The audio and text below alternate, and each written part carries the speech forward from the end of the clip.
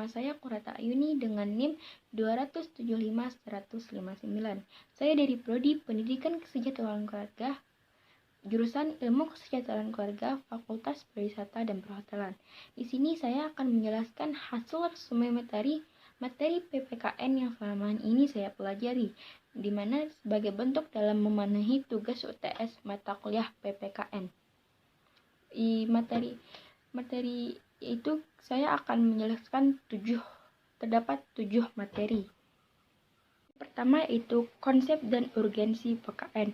Dalam materi ini ada beberapa materi pokok. Yang pertama, alasan perlunya PKN dalam perguruan tinggi. Alasan kenapa diperlukannya PKN di perguruan tinggi pada saat ini adalah pertama, karena hancurnya berbagai macam nilai demokrasi yang ada pada masyarakat itu sendiri. Kedua, terjadi sebuah sikap kemunduran dari toleransi yang terjadi pada masyarakat. Yang ketiga, terjadi sebuah sikap pelemahan terhadap nilai yang dimana ada sebuah keluarga. Yang keempat, terjadi sebuah sikap maraknya praktik korupsi, kolusi, nepotisme yang terjadi pada masyarakat dalam melakukan penyelenggaraan terhadap pemerintah. Yang kelima, terjadinya sebuah kerusakan pada sistem dan juga kehidupan ekonomi. Dan yang terakhir, keenam, yaitu terjadinya berbagai macam pelanggaran terhadap nilai negara, berbangsa, dan juga bernegara. Materi yang kedua yaitu sumber historis, sosiologis, dan politik tentang PKN di Indonesia. Sumber historis yaitu Presiden Soekarno dahulu kala pernah berkata bahwa jangan sekali-sekali meninggalkan sejarah. Hal tersebut kemudian memiliki sebuah makna di mana dalam setiap sejarah terdapat berbagai macam fungsi yang dimana penting dan akan sangatlah berguna dalam rangka untuk membangun sebuah kehidupan, karena dengan sejarah maka kita akan belajar untuk mengulang hal yang sama di kemudian hari. Yang kedua yaitu sumber sosiologi. Sosiologi adalah sebuah ilmu yang mempelajari kehidupan antar manusia. Dalam ilmu sosiologis, di dalamnya terdapat kajian yang terdapat latar belakang, susunan, dan berbagai pola dari sebuah kehidupan sosial yang terdapat dari sebuah macam golongan dan juga kelompok yang ada pada masyarakat. Kemudian di samping itu, terdapat pula berbagai macam masalah sosial, perubahan, dan juga berbagai pembaharuan yang dimana terdapat dalam masyarakat. Yang ketiga ada sumber politik. Sumber politik berasal dari fenomena yang terjadi pada kehidupan berbangsa di Indonesia, yang dimana tujuannya adalah agar kita mampu untuk melakukan formulasi terhadap berbagai macam saran tentang upaya dan juga sebuah usaha yang kemudian akan berguna untuk melakukan perwujudan dari kehidupan politik yang ideal dan juga dengan nilai Pancasila. Materi pokok yang ketiga yaitu argumen tentang dinamika dan tantangan PKN. Dinamika perubahan dalam sistem ketatanegaraan dan pemerintahan, serta tantangan hidup yang telah mempengaruhi di Indonesia sejak dulu. Pendidikan kewarganegaraan pertama kali tahun 1957 dengan nama kewarganegaraan yang isinya sebagai sebatas hak dan kewajiban warga negara serta cara-cara memperoleh dan kehilangan status warga negara. Namun saat muncul Orde Baru, mata pelajaran ini hampir dihilangkan karena tidak sesuai dengan tuntutan perkembangan zaman pada saat itu. Lalu kewarganegaraan berubah menjadi pendidikan moral Pancasila atau disebut dengan PMP. Materi yang sangat dominan di sini adalah mengenai materi P4. Dalam era reformasi, P4 dipermasalahkan substansinya karena tidak memberikan gambaran yang tepat tentang nilai Pancasila sebagai satu kesatuan. Pada saat kurikulum 2013, mata pelajaran ini berubah nama menjadi Pendidikan Pancasila dan Kewarganegaraan atau yang kita kenal dengan PPKN, di mana dalam kurikulum tersebut menekankan tentang sikap afeksi. Materi kedua yaitu identitas nasional. Ada beberapa materi pokok. Yang pertama yaitu konsep dan urgensi identitas nasional. Konsep identitas nasional adalah apa yang menjadi ciri atau karakteristik yang membedakan negara bangsa Indonesia dibandingkan negara lain. Materi pokok yang kedua yaitu alasan perlunya identitas nasional Indonesia. Alasan diperlukannya identitas nasional yaitu agar seluruh rakyat Indonesia berkepribadian Pancasila, memiliki pembeda bila dibandingkan dengan bangsa lain. Jati diri bangsa Indonesia merupakan suatu hasil kesepakatan bersama bangsa tentang masa depan, dan berdasarkan pengalaman masa lalu, jati diri bangsa harus mengalami proses pembinaan melalui pendidikan demi terbentuknya solidaritas dan perbaikan nasib di masa depan. Materi pokok ketiga yaitu adapun fungsi dan tujuan identitas nasional. Yang pertama, sebagai pemersatu bangsa. Yang kedua, sebagai pembeda. Yang ketiga, landasan sebuah negara. Dan yang keempat itu sebuah identitas. Materi pokok keempat yaitu dinamika dan tantangan identitas nasional.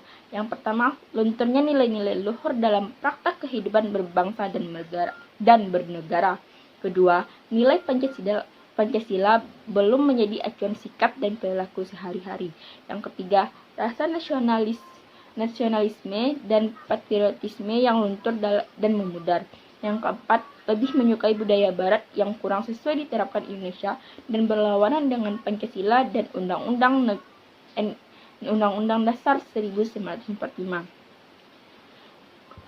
Kesimpulan dari materi identitas nasional ini adalah bahwa identitas nasional bagi sebuah negara sangat penting bagi kelangsungan hidup negara tersebut. Setiap negara memiliki keterbatasan sehingga perlu bantuan ataupun pertolongan negara ataupun bangsa lain. Demikian pula bagi Indonesia, kita perlu memiliki identitas agar dikenal oleh bangsa lain untuk saling memenuhi kebutuhan. Oleh karena itu, identitas nasional sangat penting untuk memenuhi kebutuhan atau kepentingan nasional bangsa Indonesia. Materi ketiga yaitu integrasi nasional. Ada beberapa materi pokoknya. Yang pertama, konsep dan urgensi integrasi nasional. Secara etimologi, integrasi nasional terdiri atas dua kata. Yang pertama, integrasi dan nasional. Berdasarkan arti etimologisnya, integrasi dapat diartikan sebagai pembauran hingga menjadi kesatuan yang utuh atau bulat. Nation artinya bangsa. Sebagai bentuk persekutuan dari orang-orang yang berbeda latar belakangnya, berada dalam satu wilayah dan di bawah satu kesatuan politik.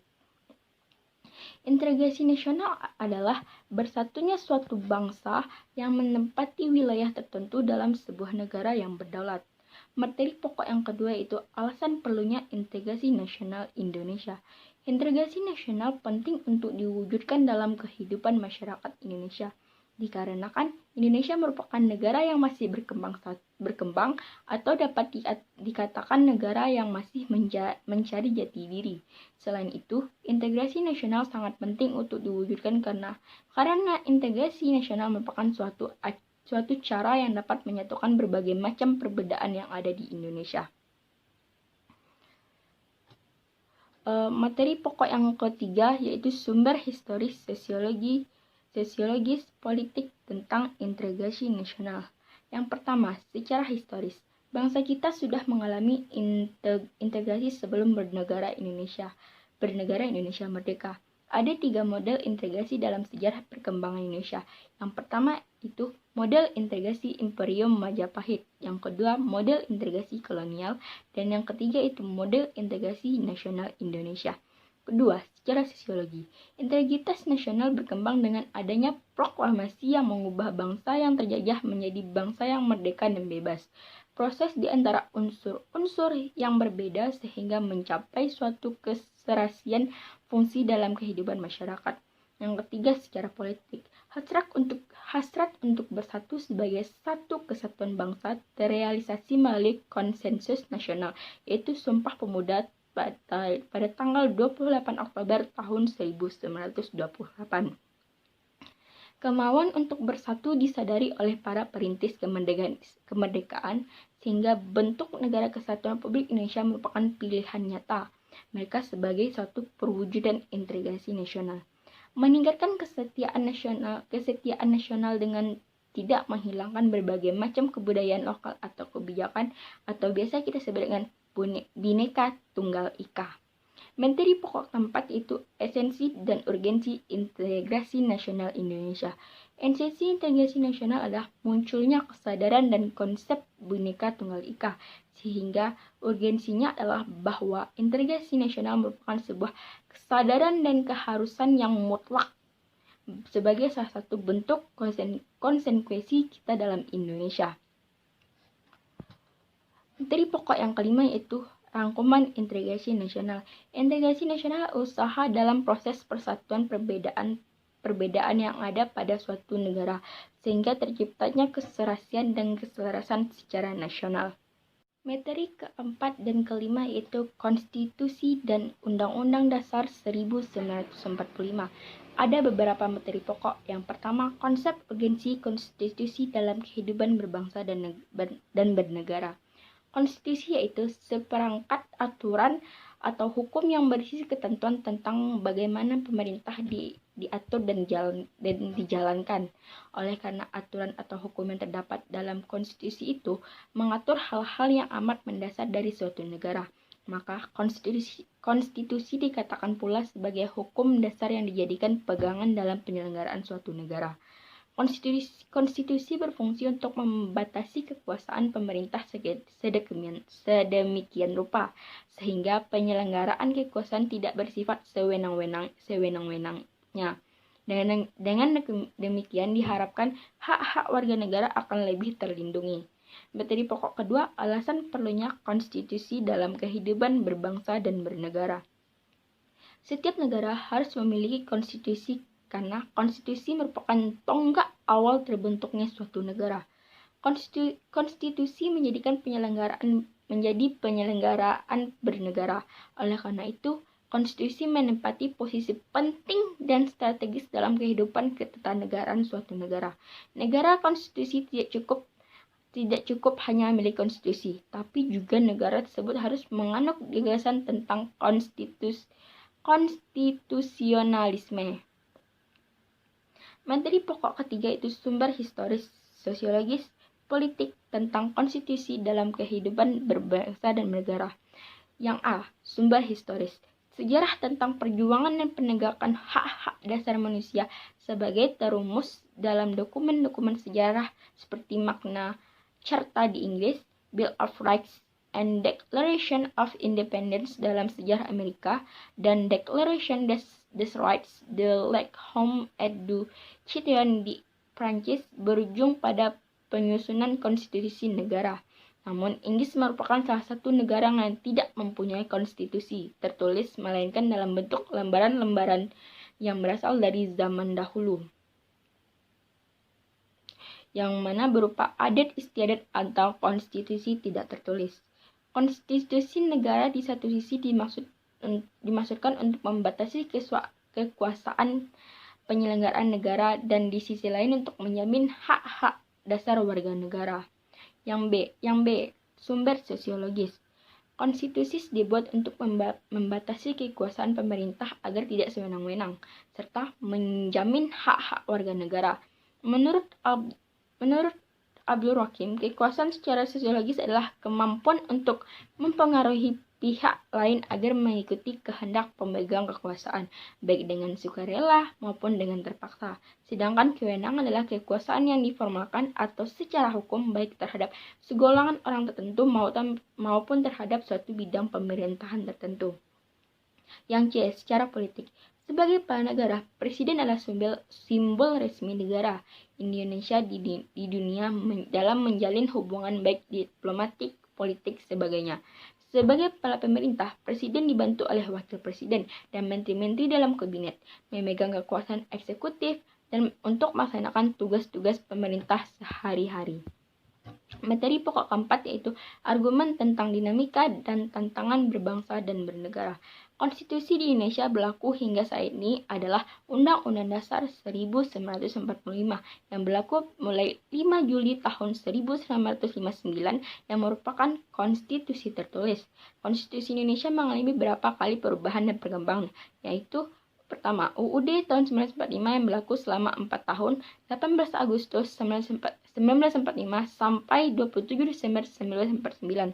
Yang kedua, Undang-Undang UUD RIS yang berjalan sampai 17 Agustus 1950, perubahan yang singkat dilatar belakangi oleh agresi militer Belanda yang mengharuskan mengubah bentuk negara dari presidensial menjadi parlementer yang menyebabkan Presiden Soekarno sebagai kepala negara bukan kepala pemerintahan.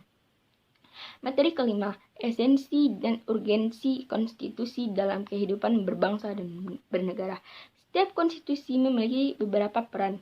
Yang pertama, untuk memberikan pembatasan dan pengawasan terhadap kekuasaan politik. Kedua, untuk membebaskan kekuasaan dari kontrol mutlak penguasaan. Yang ketiga, mutlak penguasa.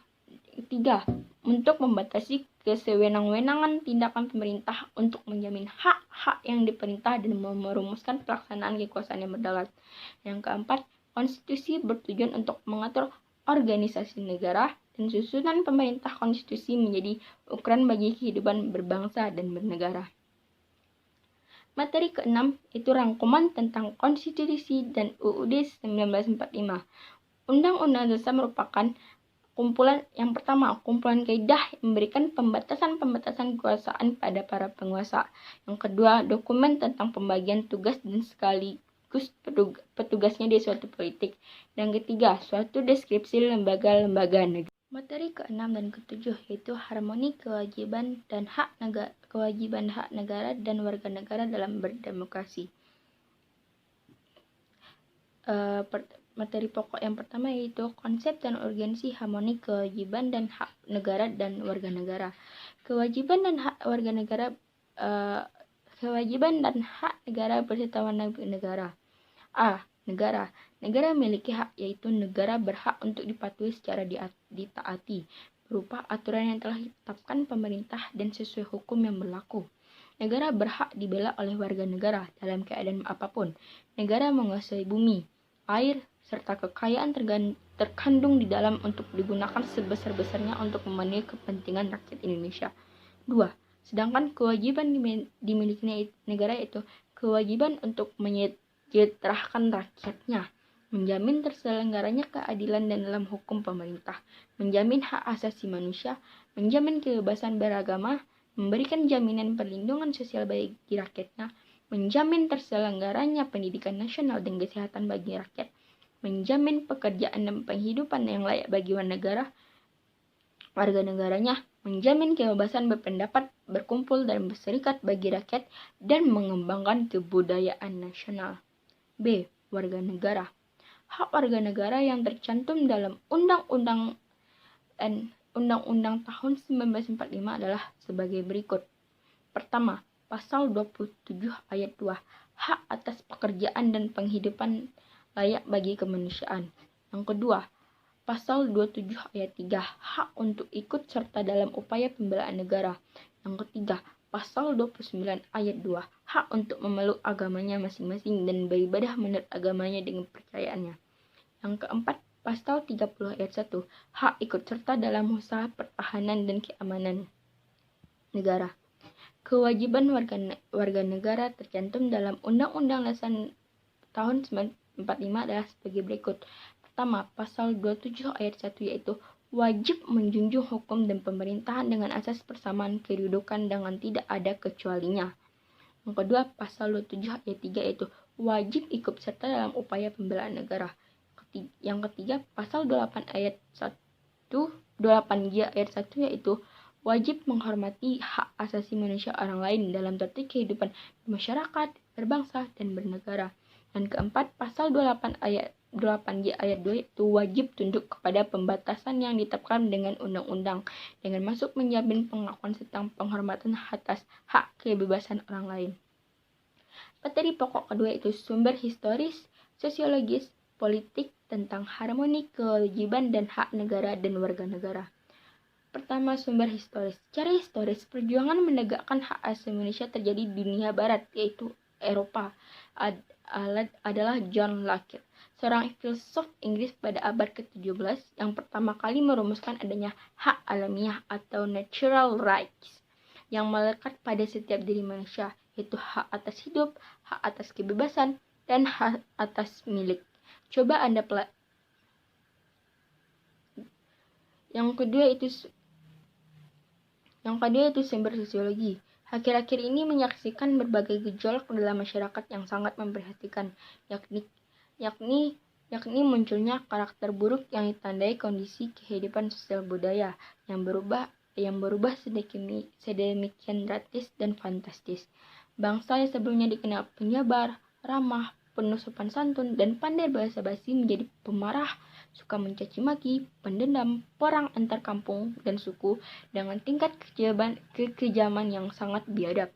Bahkan lebih tragis, anak-anak kita yang masih duduk di bangku sekolah pun sudah dapat saling menyakiti.